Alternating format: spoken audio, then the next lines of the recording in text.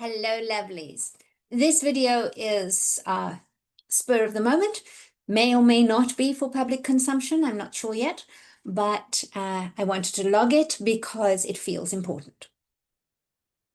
I'm calling this, and I have notes, so I'll be glancing down, the evidence of impact. So, I've been talking about 23 days of doing something, of a lavish focus, right? I've just finished the 23 days of tunnel vision. I'm considering what to do for September. And in October, we'll all be doing 23 days of upgrading everything. I was on a masterclass today, a free masterclass, with somebody that I highly respect and whose name shall remain anonymous because it really isn't about her. It's about the noticing of a phenomenon. And it was so fascinating to me that at the end of the masterclass, she invited everybody to join her in a 21-day challenge. And my very first thought was, holy shit, she's copying me. I'm laughing because it's ridiculous, right? There are people doing 21-day challenges everywhere. But still, this was the thing that my brain offered in a nanosecond, like the minute that those words were out of her mouth. And it was then my body was flooded with scarcity. Oh my God, she's got so much bigger audience than me. She's got more money than me. She's going to do this better than me. She stole from me. Therefore, I can't do this now. I don't have this idea. And I, as I'm articulating this, you can hear the ludicrousness of those thoughts. But nonetheless, those thoughts popped in, and the body then responded with the cocktail that is not enough. Why bother? Frustration, resentment, some rage, all of this stuff, right? And what's incredibly ironic and also rather wonderful about the work that I do with one-on-one clients is that I swear to God, not even a week ago, I dealt with the same issue with a gorgeous client who'd sent out email invitations to various communities to host a circle, a healing workshop with her, and with her leading it rather, only to find that one of the venues then decided to host their own, using pretty much, we figure, the same format as she had laid out in her email. Of course, the immediate response is theft. How could they? It's despicable behavior.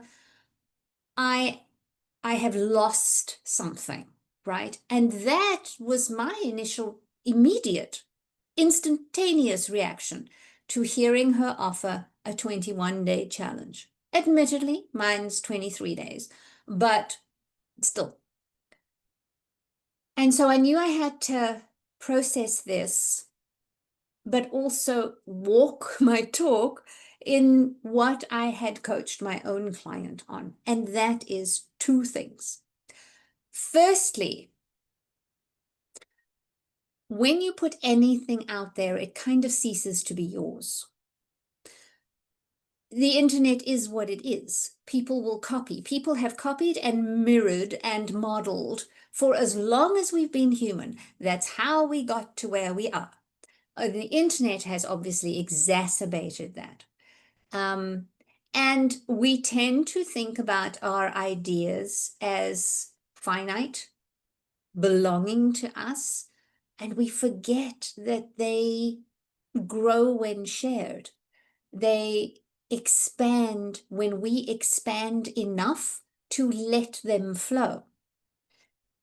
It's not to say that it is not despicable behavior to take someone else's work and intellectual property and then pass it off as your own, which is why I am deeply grateful to Kelly Deals for teaching me about correct attribution.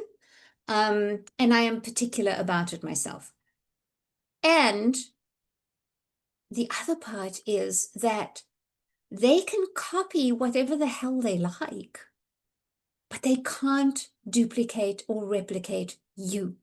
Your you-ness is irreplaceable. It is utterly you. And people can buy a faux Louis Vuitton and they know it's not the same. They can buy a second-rate version of your workshop and they won't get you. They won't get your magic. And so I had to turn this little mirror onto myself this morning and go, yes, she's doing the same format as me. And that could be pure coincidence. But here's another piece that I want to add. There are so many people watching you that you don't even realize, and you have far more impact than you ever give yourself credit for. This means that you can kind of shrug and move on to being more you. This reminds you that there will always be people in your audience that you can't see. When you're on stage, you can only see the first 8 or 9 rows distinctly. The rest are just a blur. And right at the back of the balcony, you can't see anything at all. You can't see anybody sitting there.